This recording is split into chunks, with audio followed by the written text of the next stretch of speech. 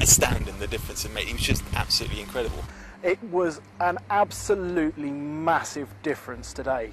It's a bit of a no-brainer, really. You know, if it had been snowy and icy, you wouldn't be going anywhere on the standard tyre, whereas a winter tyre you'd be driving around quite easily.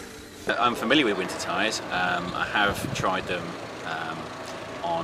in snowy weather before, but this is the first time I've tried them in a variety of conditions, and also in sort of moderate temperatures rather than very cold temperatures.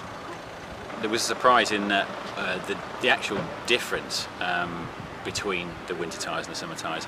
I had an expectation, obviously there would be an improvement in the winter tyres, but not quite as marked as it would. I think particularly the ice hill in the Yaris, in the winter tyred car, it didn't feel like ice at all. It felt like a moderately damp, slippery road, certainly not ice.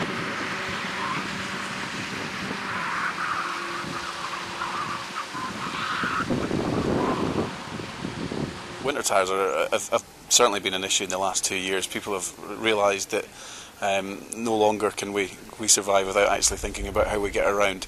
I've driven winter tyres on various tests in the past. I do a lot of skiing, so I'm aware of how they work. But what we did here today, where we drove them back to back with a standard normal summer tyre, as you might want to call it, was quite enlightening in regards to the differences in grip and traction and the steering response and whatnot. And what was interesting today in particular was how marked the difference was on the ice hill for traction and whatnot. But what was also interesting was in the dry and conditions which certainly aren't winter conditions. It's 25 degrees here today.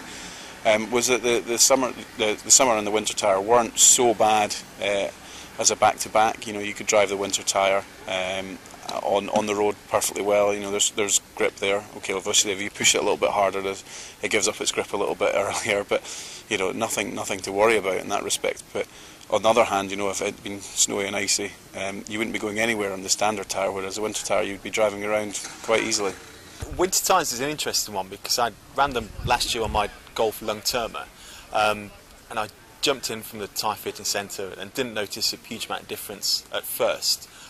So for a few months it was just like normal. Then the snow came and then it started making a huge difference, and that's when I kind of understood the benefits of winter tyres. It was similar to today. We went out first on the track for the handling course in the vans over there. I went out with winter tyres first and then the normal tyres, and again there wasn't a huge difference. The normal tyres were perhaps a bit sharper, but it wasn't major. Then I went out in the big ski slope thing. We went down there with cold weather tyres first, and the car stopped and it was fine. And then we went out on the normal tyres and we just run straight down to the bottom, and that's when I really understood the difference that winter tyres made. It was astounding, the difference it made. It was just absolutely incredible.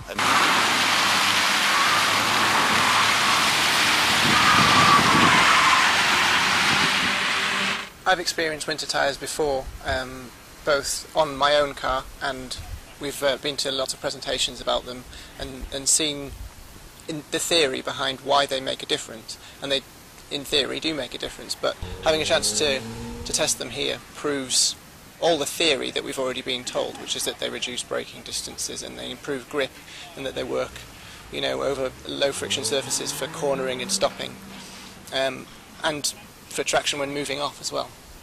We drove first of all the Volvo S60 on a kick plate, which is a device there's a low friction surface that represents ice, and the car is kicked off balance so that it induces a slide.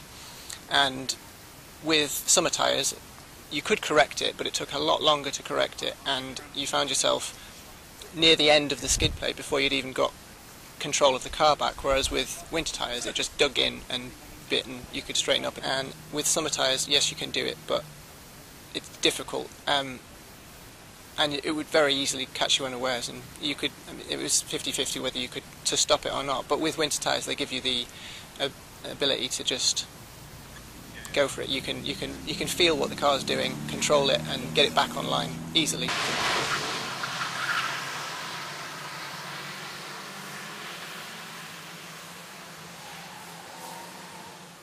Our view of winter tyres is that it's a bit of a no-brainer really. There isn't a greater cost involved because you're simply have two sets of tyres which you're using for more or less half a year each, so you're not spending any more on tyres. You just have two sets of tyres which will last twice as long. The only cost consideration is either in storage, if you're just replacing the tyres and you have the same set of wheels, or if you do make the purchase of a new set of wheels to put the tyres on, and then you can store them in your own garage and change them relatively easily yourself. It's not a huge difference in costs, it's just that storage element which is different. We've all seen the problems that are caused by having incorrect tyres on the cars. It was an absolutely massive difference today. Driving the winter tyres in a low friction environment, absolutely huge difference. From the driver's seat, it's almost terrifying when you've got these normal tyres on, you know, normal tyres with absolute 100% tread, brand new tyres.